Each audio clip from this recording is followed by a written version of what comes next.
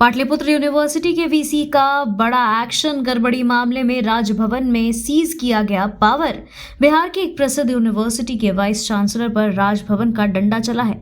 इनके ऊपर आरोप यह है कि इन्होंने प्रिंसिपल बहाली में बड़े पैमाने पर गड़बड़ी की है। इसके बाद अब इस मामले में शो कॉज नोटिस भेजा गया है।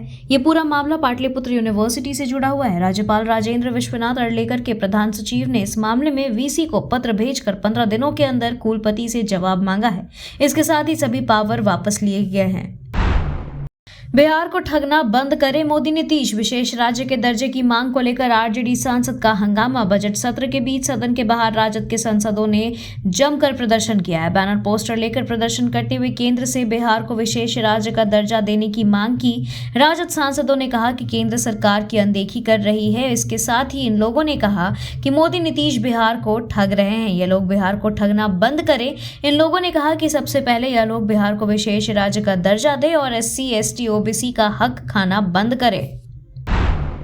आरजेडी सुप्रीमो की बढ़ सकती है मुश्किलें। राजद सुप्रीमो लालू यादव को एक और बड़ा झटका लगा है। परिवार के काफी करीबी माने जाने वाले एक शख्स पर ईडी का बड़ा एक्शन हुआ है। जांच एजेंसी ने लालू के करीबी की संपत्ति को जब्त कर लिया है। सबसे बड़ी बात यह है कि रकम काफी छोटी नहीं बल्कि 100 करोड़ से अधिक की है। ईडी ने लालू के करीबी के 113 करोड़ की संपत्ति जब्त कर ली है। गंगा के बढ़ते जलस्तर ने सरकार की टेंशन बढ़ाई। सीमावर्ती राज्यों के साथ साथ बिहार में भी मानसून ने जोर पकड़ लिया है। लगातार हो रही बारिश ने बिहार के लगभग सभी नदियां उफान पर आ गई है। इस बीच पटना में गंगा के बढ़ते जलस्तर से सरकार की टेंशन को बढ़ा दिया गया है। संभावित बाढ़ के खतरे को देखते हुए मुख्यमंत्री नीतीश कुमार ने हालात का जायजा लिया और अधिकारियों को जरूरी निर्देश दिए हैं। यूपी के रास्ते 50 ग्राम कैलिफोर्नियम पहुंचा बिहार।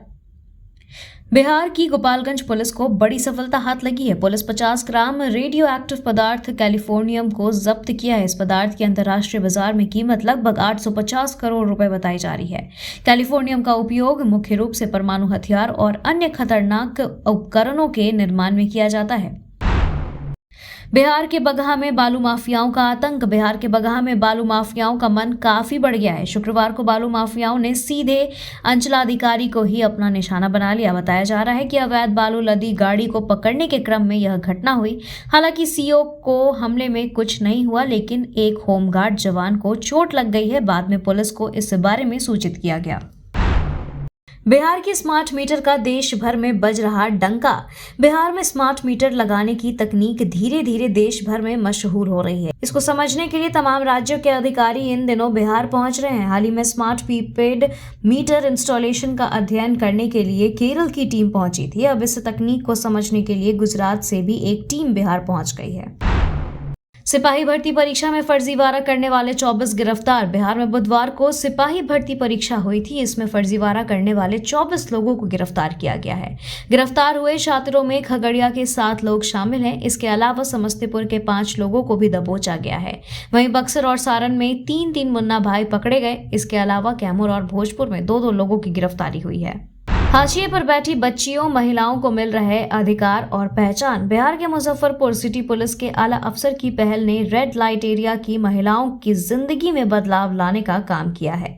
ये महिलाएं जहां एक और सिलाई कढ़ाई का काम कर रही हैं, वहीं इसके इलाके के बच्चे भी पाठशाला में शिक्षा ग्रहण कर रहे हैं। पुलिस की इस पहल में एक स्थानीय महिला ने भी बढ़ चढ़ कर अपना सहयोग दिया है। अररिया में खेत में पुल बनाने के मामले में आया नया मोड़। बिहार के अररिया में खेत में पुल बनने के मामले में कई खुलासे हो रहे हैं। खुलासे ऐसे जो कि लोगों का सिर चकरा दे रहे हैं। दरअसल जिस जमीन पर आगे पुल का निर्माण होना है, उस जमीन का अभी तक अधिग्रहण नहीं हुआ है। पुल से करीब 500 मीटर दूर पूरब और 1 किलोमीटर दूर पश्चिम संताली टोला में सड़क बनी हुई है। बिहार में सुबह सुबह भूकंप से हिली धरती। पूर्णिया समेत सीमांचल के जिलों में लगे झटके। बिहार के सीमांचल क्षेत्र में शुक्रवार सुबह अचानक भूकंप आया। इससे लोग सहम गए हैं। पूर्णिया, किशनगंज, अररिया जिले में कई जगहों पर सुबह के समय भूकंप के झटके महसूस किए गए हैं। हालांकि भूकंप की तीव्रता कम होने से किसी तरह का जान माल का नुकसान नहीं हुआ है। वहीं मौसम विभाग के अनुसार भूकंप का केंद्र सिक्किम में रहा और इसकी तीव्रता रेक्टर पैमाने पर 4.7 मापी गई है।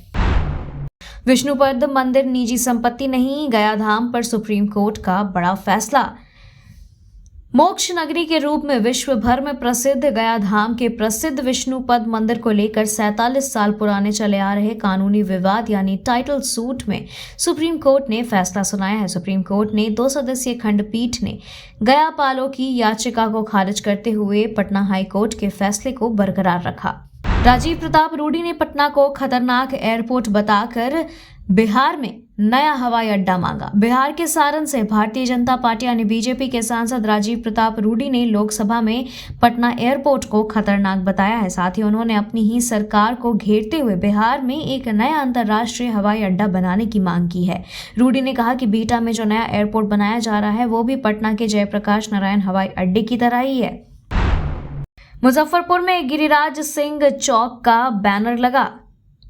बिहार के प्रमुख व्यापारिक शहर मुजफ्फरपुर में कलमबाग चौक पर भारतीय जनता पार्टी के वरिष्ठ नेता और केंद्रीय मंत्री गिरिराज सिंह के नाम पर गिरिराज चौक का बैनर लगा दिया गया है। चौक का नाम बदलने की खबर ना जिला प्रशासन को है और ना ही नगर निगम को। प्रशांत किशोर का बड़ा ऐलान, 1 घंटे में शराबबंदी खत्म करेंगे। पूरे बिहार की पदयात्रा के बाद गांधी जयंती पर 2 अक्टूबर को अपनी राजनीतिक पार्टी बनाने की घोषणा कर चुके प्रशांत किशोर ने दावा किया है कि 2025 के बिहार विधानसभा चुनाव में नीतीश कुमार की party Janata Dal United 20 seat नहीं पार कर पाएगी। चुनाव रणनीतिकार के तौर पर पीके के नाम से मशहूर रहे प्रशांत किशोर ने इसके साथ यह ऐलान भी किया है कि 2025 में अगर जनसुराज को सरकार बनाने का मौका मिलता है तो 1 घंटे के अंदर शराबबंदी खत्म कर दी जाएगी। TVNL को बड़ी उपलब्धि, TTPS की यूनिट 1 सिलो सिस्टम से जुड़ी। बोकारो के तेनूघाट थर्मल पावर प्लांट यानी TTPS की यूनिट 1 को सीलो सिस्टम से जोड़ दिया गया है, जिससे प्रदूषण नियंत्रण के मानक पूरे हुए हैं। सीलो सिस्टम में 3000 MT dry fly ash storage की क्षमता है जो रोजाना निर्यात होगी। इससे छाई डैम का भार कम और प्रदूषण शून्य होगा। सीमेंट, ऐश ब्रिक और सड़क निर्माण में ड्राई ऐश की बढ़ती मांग को पूरा करने के लिए एजेंसियों का चयन भी हो चुका है। तो आपका राशन कार्ड हो सकता है रद्द, 12,000 कार्ड धारकों की जांच जारी। पूर्व सिंहभूम जिले में 6 माह से अधिक समय से राशन नहीं उठाने वाले 12,000 राशन कार्ड रद्द किए गए हैं। इसमें राष्ट्रीय खाद्य सुरक्षा अधिनियम और राज्य खाद्य सुरक्षा योजना के ग्रीन राशन कार्ड शामिल हैं। ये कार्डधारी जमशेदपुर शहरी क्षेत्र के हैं। PDS डीलरों की रिपोर्ट के आधार पर कार्रवाई की जा रही है। झारखंड के 2 वैज्ञानिकों को राष्ट्रीय विज्ञान पुरस्कार। झारखंड के 2 वैज्ञानिक डॉक्टर अभिलाष और डॉक्टर पूर्वी साइकिया को राष्ट्रीय विज्ञान पुरस्कार से सम्मानित किया जाएगा। डॉक्टर अभिलाष जो जमशेदपुर की CSIR NML में कार्यरत हैं, वो वेस्ट रिसाइकलिंग और इंजीनियरिंग के क्षेत्र में उनके योगदान के लिए यह सम्मान मिलेगा। सेंट्रल यूनिवर्सिटी ऑफ झारखंड की डॉक्टर पूर्वी साइकिया जो कि फिलहाल BHU में एसोसिएट प्रोफेसर हैं, उनका चयन एनवायरमेंटल कैटेगरी में हुआ है। 23 अगस्त को राष्ट्रपति द्रौपदी मुर्मू दिल्ली में इन वैज्ञानिकों को सम्मानित करेगी। झारखंड सरकार की आदिवासी कल्याण योजनाएं।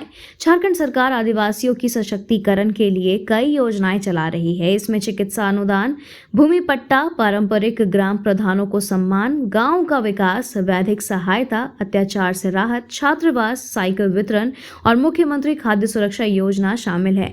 ये योजनाएं चिकित्सा, शिक्षा, भूमि अधिकार और सामाजिक सुरक्षा के माध्यम से आदिवासी समुदाय के विकास को बढ़ावा देती है, जिससे लाखों लोग लाभान्वित होंगे। गोपाल मैदान में आदिवासी युवाओं का महाजुटान। जमशेदपुर के गोपाल मैदान में शुक्रवार को विश्व आदिवासी दिवस समारोह आयोजित होगा, जिसमें आदिवासी छात्र एकता केंद्रीय समिति की देखरेख में कोल्हान के आदिवासी युवाओं का महाजुटान होगा। संताल, मुंडा, भूमिज, माहिली, खड़िया, गोंड समेत विभिन्न आदिवासी समुदाय पारंपरिक वेशभूषा में शामिल होंगे। Thank you so much for watching this video. Don't forget to like, comment, share, and subscribe.